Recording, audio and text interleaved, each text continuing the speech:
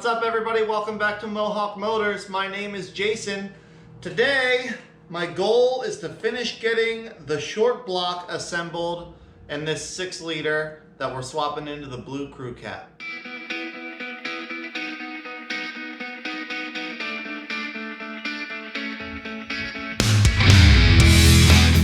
Okay, I've got the cam poked in there. In case you're wondering which cam I'm using, it is an Elgin E1840P, commonly known as the Sloppy Stage 2. It's the same cam that I ran in the 60 CUCV. I'll put a link to some videos for that up here. But I've been really happy with the cam in that truck. It makes boost really quickly. It has just enough lope at idle that you can tell it's not a factory cam. And like I said, I've just been really happy with it. I already know my bearing clearances are good from when I installed my cam bearings, so I just smothered the thing in assembly lube to keep everything nice and slick until I can prime the oil system and get this thing started up. Cam installation tool, just a pair of water pump bolts, nothing special.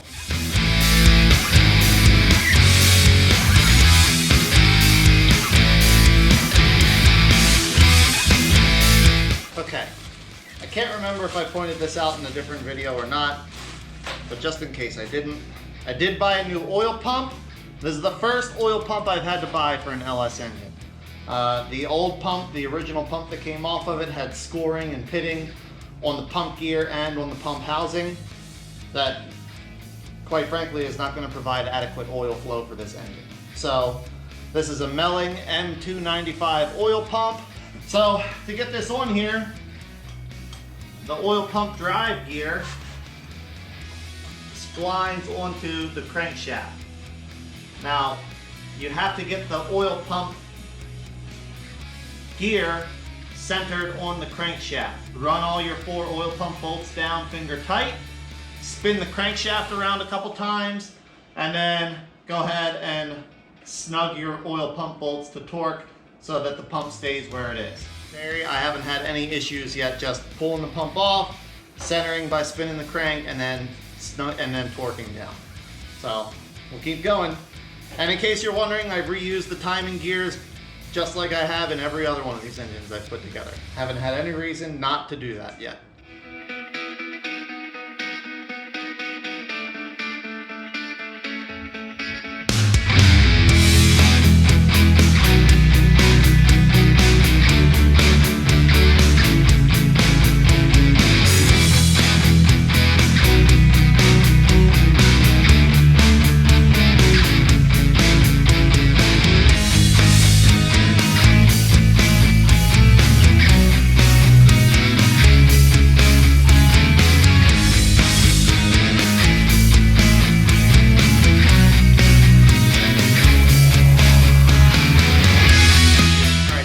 Tip that something I do, you can do this too, but if I have the engine upside down, and especially if I have a new pump or I've completely cleaned out the pump, I pour some oil down the intake tube or down the oil suction tube, the pickup tube, to get that pump pre-lubricated a little bit, and I try to use something thicker than what I'm going to run.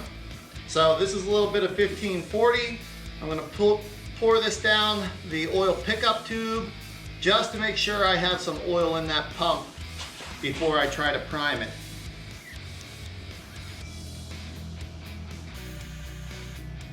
Before we crank the engine over the first time, we are going to prime the pump using the starter also, and using the oil pressure port hole at the top of the block. But like I said, this is a brand new pump. It doesn't have a drop of oil in it. It's dry, so I want to make sure that I've definitely got some oil in there while I have this opportunity to feed it directly to it. So next thing I need to do is get my new rear cover gasket, get my rear cover bolted on, get my front cover bolted on, and then I can go ahead and put my oil pan on.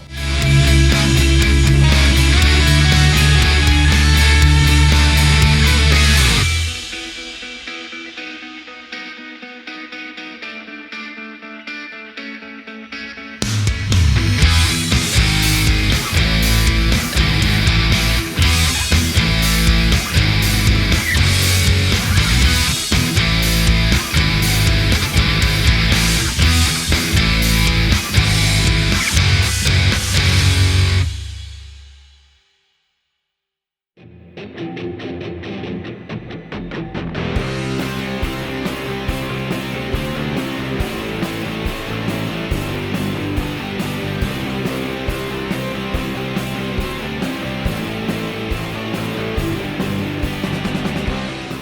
so we've got our front cover and back cover in place, loosely bolted, they're not torqued down.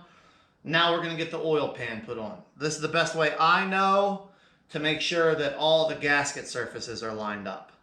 So when I do this, I like to take a little bit of ultra gray and dab it right where the rear cover meets the engine block. And then I do the same thing in the front. Now, when I say a dab, I mean a dab. Like, you don't need a lot. You don't want to squeeze this into the engine itself, because this stuff can clog up your oil pickup tube, cause you other kinds of headaches. So just a little dab will do. Then your gasket. Now, if you're reusing your factory gasket, it's attached to the oil pan with a couple rivets. You can just pull it off if you need to replace it. So the gasket goes next, and then the oil pan goes on top. My oil pan is filthy. It's as clean as it needs to be put together. And once I have this thing fully assembled again, the whole engine will get sprayed off, degreased, pressure washed, and then painted. Sit down there, try to line up as many bolt holes as you can. And then you get all your bolts put in. Once all your bolts are in, then you can go ahead, torque them down. I torque down the oil pan to engine block bolts first. Then I torque the bolts for the front and rear covers. Assembly is the opposite of disassembly. So the order you took things apart in, you just put it back together in the opposite order of that. All right, we've got the front cover on, we've got the rear cover on, oil pan on, oil pump, oil pickup. So next thing I need to do is get my new lifters and trays installed. Make sure you soak your lifters in engine oil so their hydraulic lifter cavity can fill with oil before you install them. Otherwise, it's pretty straightforward and simple to get these things in there.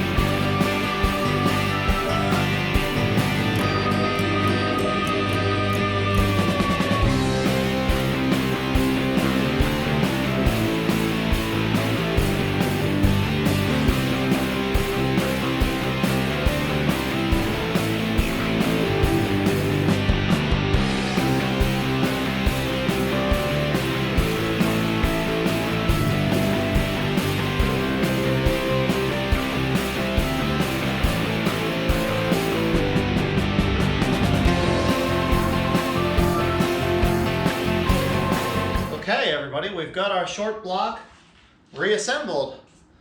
Now, I dumped some oil directly into the valley just to get the oil pan filled up. I'm going to pour some oil. I have this funnel screwed into the oil pressure sensor port. And what I'm going to do here is fill this funnel with oil. And that oil should gravity feed down in and fill all the oil galleries. Now, I also need to get my crank position sensor and cam position sensor put back on. I'll also get my valley cover put back on. And then this is going to go back in the bag until I forgot to put the oil filter on. Whoops. But then this will go back in the bag until this thing is ready for me to do a test fire on the engine stand. All All right, well, for the time being and the purpose of getting oil into this thing, I'm just going to put the old filter back on it.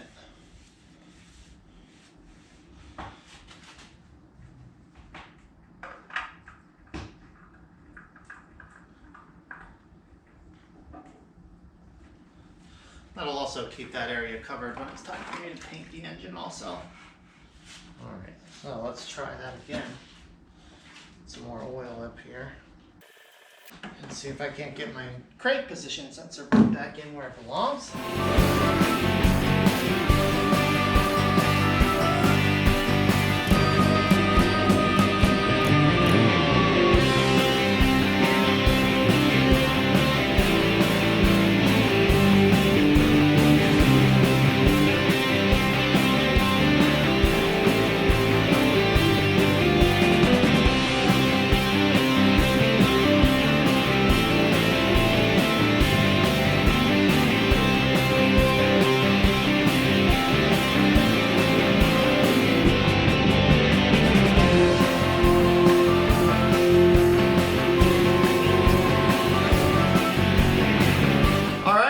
That's it for this video. We have our short block assembled and ready to go.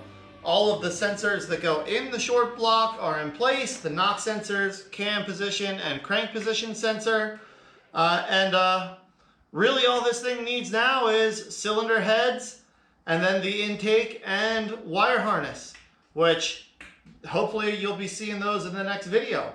I appreciate every one of you that watched and hung out with me. I appreciate all of you that have subscribed. It means a lot. It gets me super pumped every time I see a new subscriber come in. So thanks so much for doing that. And until the next video, take care.